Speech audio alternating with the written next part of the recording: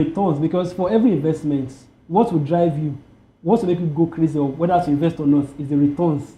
Wow. And that's what they also use to capture people's attention. They tell you bring this also amount you get. So it is that return that people are, should I say, use the word gingered about. And why it is kind of easy to get people's attention or people's money to invest is because, you know, even in the Christian space, Jesus Christ did miracle. He fed thousands of people with how many loaves of bread and so just fishes. imagine if he had preached to them. Do you think they will easily want to come? But miracle, like people want something they can see. And this thing is most time based on referral. So let's say you are my friend and I tell you, this thing I did last week and I got this amount and I'm showing you my account balance. Like you can see it, you know, you would easily be convinced. But how do they start? Before these referrals get to the point that it gets to a lot of people, is it that the people that come up with this plan have already built like an organogram and they know how they are going to pitch this person to do this and that? Because I was not exactly a victim of MMM. But the last investment went with it. So that time that was my first. And I told myself, never again. And some years after, there was some of these boys from FUNAB, Federal University of Agriculture in Abeokuta. They were trending, I think, before COVID or after COVID. And they did not come like a Ponzi scheme. Their own was agriculture. They were into agriculture, forex, real estate. And they were showing us farmlands. Of course, they were undergraduates of a school, an agricultural institution. So it looked so real. And they were saying that, oh, you invest this, we sell cash crops, we are into animal husbandry, you know, a lot of things, showing pictures and videos. They built a website. They had an office in Abeokuta. And that money was for my car because I just lost one. And my sister said, it's not anything. It's not just for you to give it to them, let them trade with it and all. My brother, my sister had collected money. Wow. My friend at the time had collected money. They live in Abeokuta, me I live in Lagos. So they were like, just put it there and that was it. So since that time, there is nothing you want to tell me. But how do these people sit down to build a structure so intelligent that they are able to, because Nigerians, sometimes you want to say we are smart, sometimes you wonder how gullible we can be. So how does these things happen? So one thing also is, like I mentioned at the start, that it's a scheme, it is orchestrated. Like you mentioned, like they would have factored in a lot of things, like what can we bring in that would interest people? You know, the recent one that you're all aware of. Yeah, CBEX.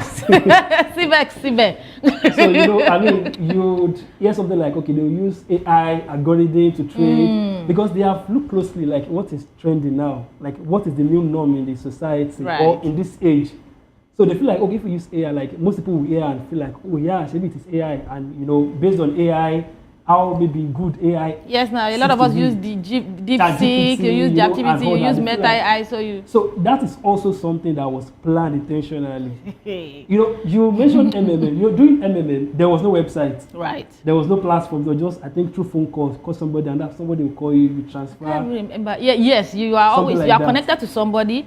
Yes. Then you call the person, you pay into somebody's account, and people pay. So these people, like they are looking at, okay, what is the big thing of this age that people can relate with. So, you know, if we hear something like, oh, we are using AI and it is helping us trade, you know, you might be convinced that, oh, AI, oh, let's go there, something like that. I don't have to do the hard work. AI is taking care of it. It is also important to be self-aware about investments and how it works. That's where investment education comes in.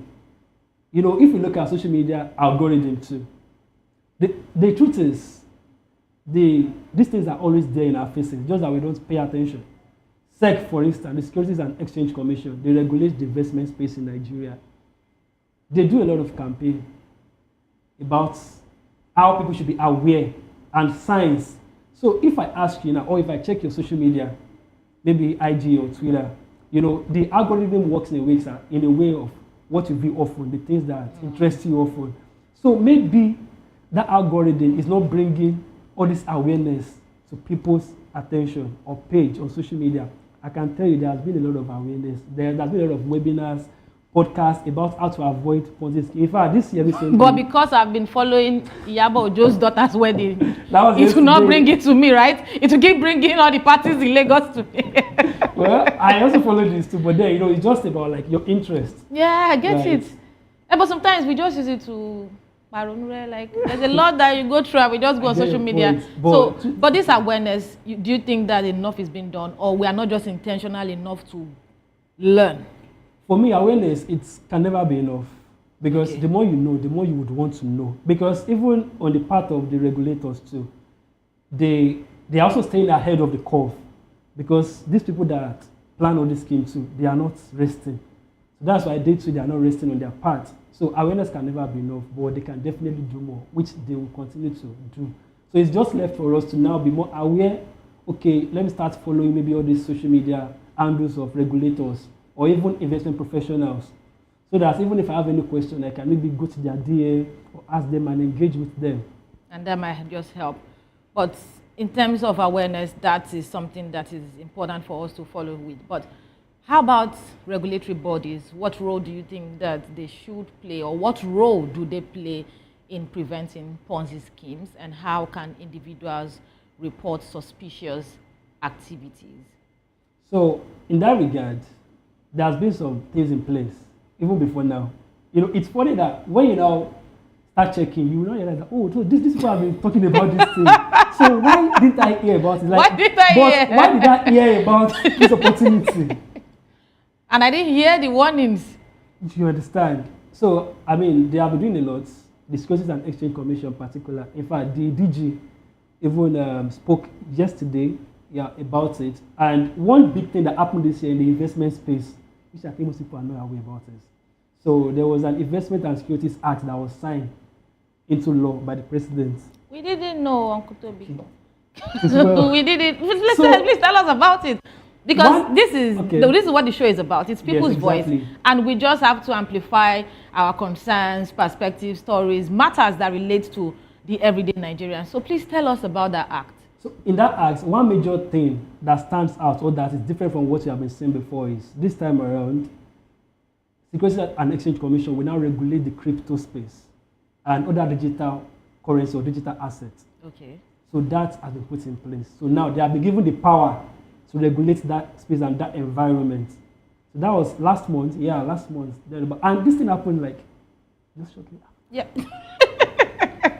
So before we wrap up this part of the show, what advice are you going to give to our listeners who may have already invested in a potential Ponzi scheme? Maybe the CBEX that are CBEX, or some are still involved in it.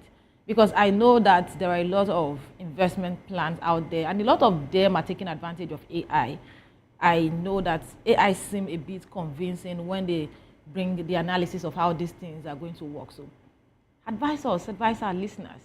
So I would even say, if you have any investment, like this is like a call for you to go and do due diligence. Like go and do due diligence in terms of, are these companies regulated by the Securities and Exchange Commission? Like, how do they even operate? See, it is beyond them having offices. You know, like the one that we saw, they had physical offices. Yeah.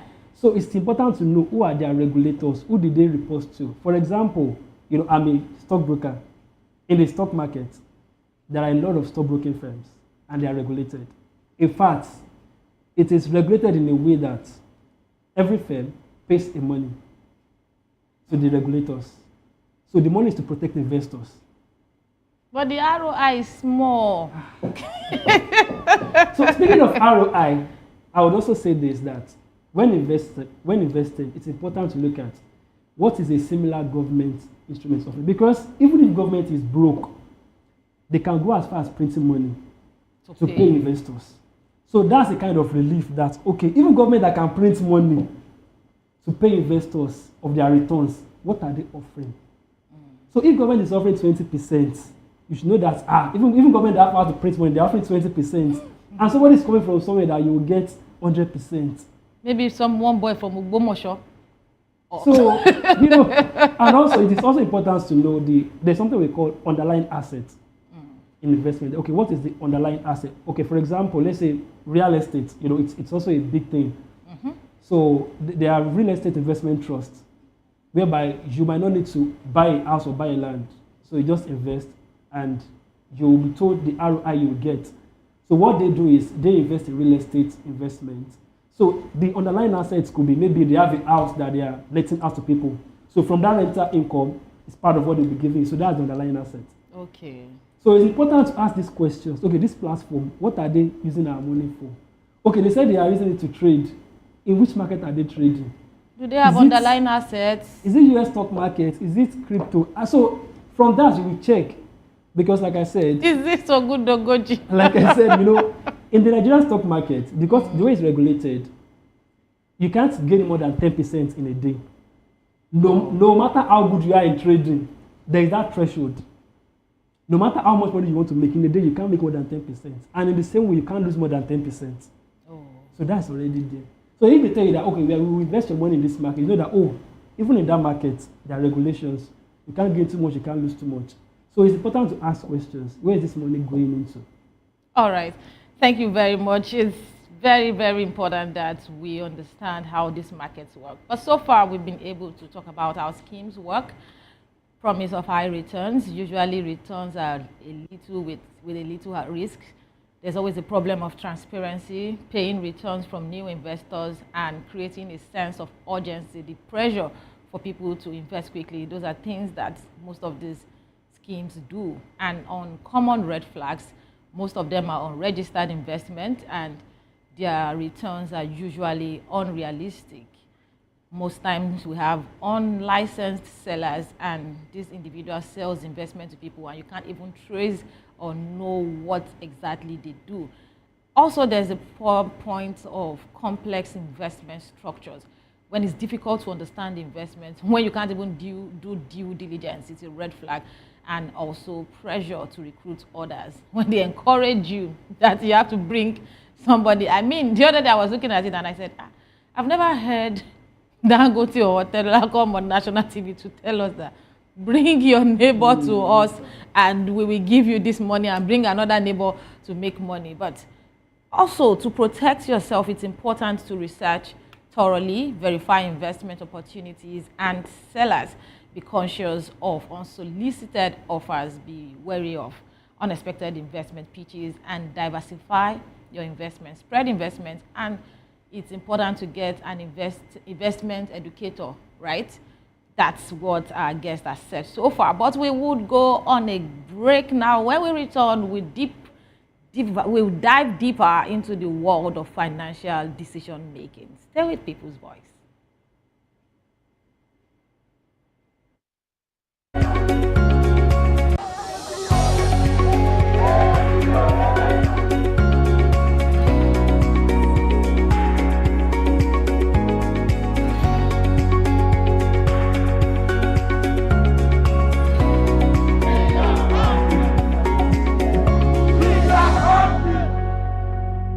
From the views on the street, we go to bed empty hunger, to the blaring horns of a hustling city, the loudest voices of the common man got a medium to be heard. This particular administration, they were coming unprepared. It's not a bad thing to renovate the president's lawn. Through top-notch programming, unbiased reportage of news, sports, business, entertainment, and cultural documentaries, Voice of the People 90.3 FM became a symbol for 21st century media.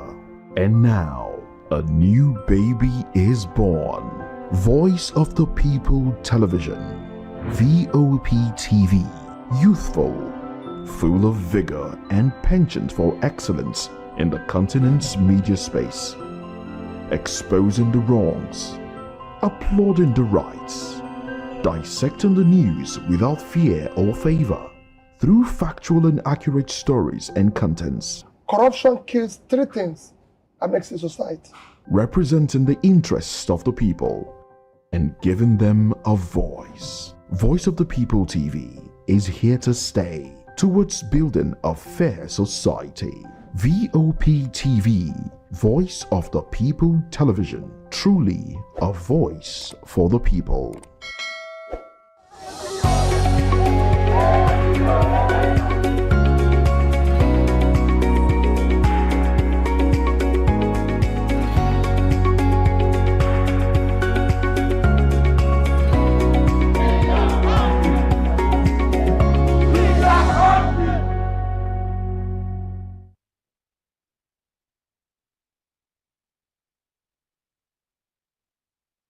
Diving deeper into the world of financial decision making with so many options and temptations in the world because this is beyond Nigeria. It's easy to get it wrong, but don't worry about it. We are here to guide you. We are here to inform you. We are here to educate you, maybe be the big brother on this financial issue. So in this segment, we are exploring the do's and don'ts of making smart financial decisions, from investing wisely to avoiding costly mistakes. We would cover it all, trust us. I still have with me in the studio Mr. Toby Adesoya, and again we'll be doing this together, talking about financial decision making. So Toby, what are some common financial mistakes people make when investing or managing their finances? There are a lot, honestly, but I mean, we just talk around it. Some financial mistakes involves being in haste. It can be a mistake. Sometimes it's not. We are in a hurry to make it. Yeah, so sometimes it's not about the action, the mistake. Sometimes patience is a virtue, like they say. Even in investment, there's patience. There's patience because for every investment, there has to be a tenure. Okay, this investment, is it for 90 days? Is it for 1 year? Is it for 2 years? Like everything has to be spelled out from the beginning of the investment. Then it also has to be spelled out. So just to directly answer your question, so financial mistakes are, so we can say, not knowing why you want to invest. So some people invest out of impulse. So investment has to be planned. You have to, in fact, it can get serious to the point of having a spreadsheet, maybe an Excel spreadsheet, or your pen and paper. How much is my income? That's where investment should start from. How much am I earning, maybe daily or monthly? How many percent of that can I invest? And it will not affect my own normal life. So, but people just want to invest, because they are broke, they see investment as a way to get rich quick. No, sometimes it doesn't work like that. So you need to plan. In fact, not planning is a mistake. But looking at our economy, looking at our nation where we have a large population of vulnerable people. I remember when this administration came in and they wanted to start this palliative of giving monies out, and they talked about giving the money to the poorest of the poor. A lot of us came to ask, what's the yardstick? How are you measuring the poorest of the poor? Because I mean, if you are to talk about the poorest in this country, a lot of Nigerians are very, very poor because the value of our naira is getting weakened by the day and survival is becoming tough. So could it be because people are not enjoying the country that they once lived in? Could it be that the inflation, could it be that the economy generally is affecting the choices people make in terms of financial decisions? So it could be, but that's still not an excuse. Because if you work diligently for your money, like hard-earned money, before you invest it, in fact, by default, even from your hard-earned income, it's hard for you to say you want to invest part of it. It's very hard because you think of, I need to buy fuel this month, I need to buy this, I need to settle all these bills. Before you're now left with, how much do I have left to invest? But it becomes surprising when you start hearing news that, somebody invests in all of this. But you'll be like, so you be getting this money before. No, we all asked that question. When they said CBEX was able to cut away with over 1 trillion naira. Yes. Like, I saw one woman crying. She's put millions into it. And she was saying that, she used money from her business, then monies that her customers gave her to buy goods. She put everything together. So it's quite funny. But in all of these things, how can individuals prioritize their financial goals and create a roadmap for success regardless of what the economy looks like? So the best way to prioritize investment goals or investing habits, number one, it is being intentional. It also takes discipline. Like you mentioned earlier that, this one is low, like the returns in the legit one is low. So it takes discipline. Okay. Number one, it takes discipline. It takes, I think that's the biggest thing. Discipline that, even if it's low, at least let me do it. I know that at least I'll get my return. It's guaranteed. to a large extent. So it's also very, very important to have maybe someone that can guide you. Or in fact, even if there's nobody guiding you, to want to seek knowledge. Okay, how does this thing work? Okay, who do I need to contact? Do they have, are they licensed? Are they, regulated? Who are the regulators? Because it's very easy to ask these questions. But it's just, there's just this thing about, I want to quickly make this money low-key. And then not want people to know. So to just prioritize your financial goals, like I mentioned, it's good to have a plan. And it takes discipline. And it is also important, plan before the money even comes in. That's like a place to start. Plan before the money comes in. Yes. Okay. So let's say you are expecting maybe salary or your income. So before the money comes in, you should plan ahead. Because if you don't plan before the money comes in, you might not eventually invest anything. Because that's how money works. Some people call money a spirit. So when you have it, that's when you need to start coming. Things that you never imagined that you need, you start coming. But if you have thought about it before the money even arrives, that okay, maybe from next month, I want to start investing 10% of my income, knowing that it won't affect your living standard.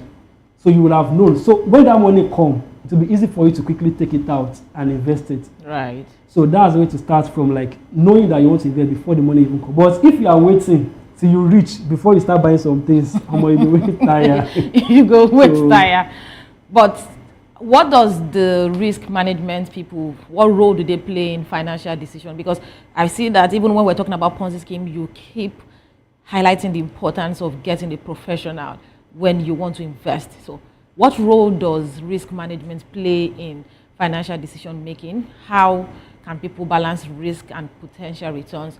And can you also share some strategies for avoiding lifestyle inflation? Because that's another major problem. Inflation is in the country, but Nigerians will still tell you that lifestyle costs. There's this thing about classism in this part of the world. And how do people maintain financial discipline in all of this? So to start with risk, if you want to invest in a legit way, so the risk part is factored in, automatically into before you even start investing. They could do interview for you, or it could be via their platform. Let's say you want to sign up for an account. There are questions they will ask you. So they will get that data. They would have seen, okay, what's your risk level? Okay, what's your age? All these things, they are parameters. They look at, okay, what's your occupation? What do you do? Are you self-employed? So because it will be wise for you to be self-employed and you are investing 90% of your income. So how do you want the business to run? So there are these risks. But we believe a lot in this country. We are very, very strong believers.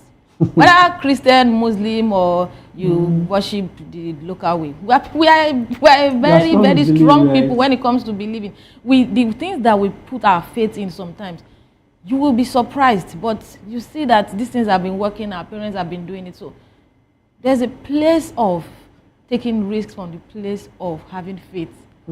See, I think Nigerians are just when it comes different. To money, leave believers at first. Oh, really? Focus on money as this is money. What's the risk return? This thing telling you. So like I mentioned earlier, the higher the risk, the higher the returns. Or the lower the risk, the lower the returns. Also, the lower the returns, the lower the risk. See, it is not until you have an investment professional, if you can understand this concept, that, okay, if they promise you high returns, then it is risky. That is, your money is not guaranteed. Even in investments, beyond return on investment, ROI, return of investment is very important. Return on investment, ROI. Then there's return off. So that off is, even the money you invest, get it first. Oh, even the one that you put. Get it first. So that's return of your investment. So before now thinking of the interest, the extra one. So even the return of investment is very important. So it still boils down to, whenever the return is high, you should know, this thing is risky. Maybe my investment is not even guaranteed again. So that's what it's telling you. But if it is low and you're looking at the numbers of inflation, because that also plays a role, because you spoke about inflation. So let me just address that too. Presently in Nigeria, the inflation rate is 24%. So that's why governments too, or most investment instruments, they also factor in inflation. whenever they are promising you returns or they are stating their returns, they will look at, okay, it has to compensate for inflation rates. So, like I mentioned, inflation is about 24%.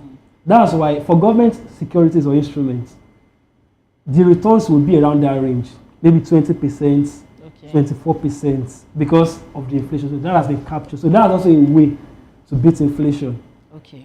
So, but if you are saying something that will give you like return that is like times 4 of inflation, run no. My brother, run no. But a lot of people have disguised, a lot of these fraudsters have disguised under different different umbrellas. We've talked about AI. I talked about real estate earlier, forex.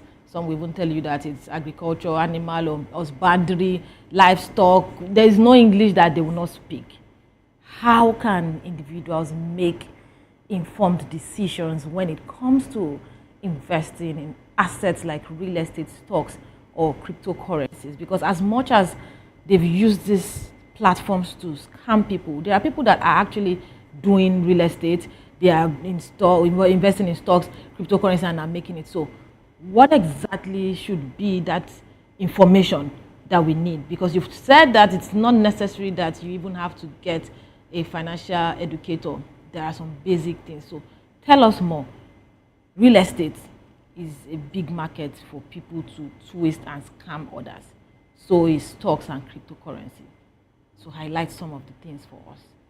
See, I can't overemphasize looking at what similar investment opportunities are offering.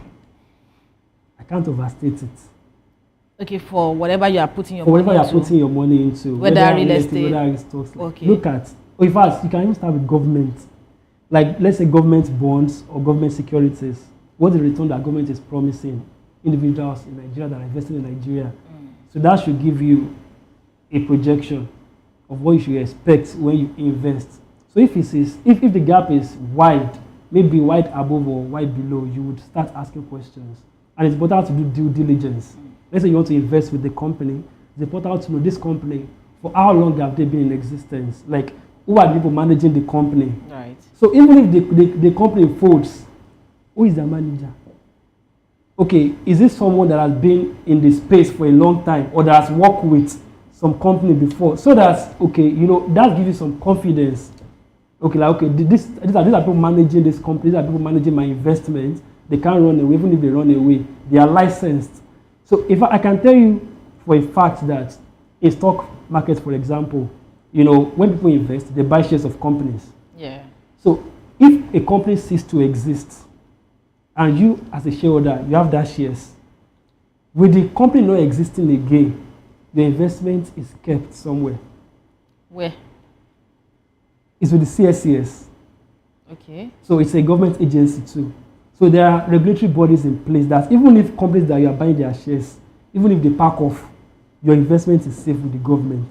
Okay, so that's the difference between them and the scammers, because those ones, once you can't find them again, you can't trace anything and So you don't get anything. that's why regulatory, this thing is very important. You need to be sure that these people, who are the regulators, are they licensed? You know, okay, let me just mention, give examples. You know, when these fintech guys, the OPAs, Yeah. the Money Point, you know, when they started, like, people were kind of afraid, who are the regulators, are they licensed?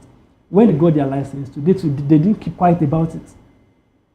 On their page, they advertise, we are licensed though. Even with their license, licensed. I'm still one of the people that don't have any of those accounts. Well, it's, Because well, I mean, you know, it is still choice, but then I'm just letting you know Yeah, I the understand. importance of being regulated. So they have the license and they are making noise about it. Just And to they're let you winning know that, more yes, customers. you are safe because we are licensed. So it's important to check for these things when investing.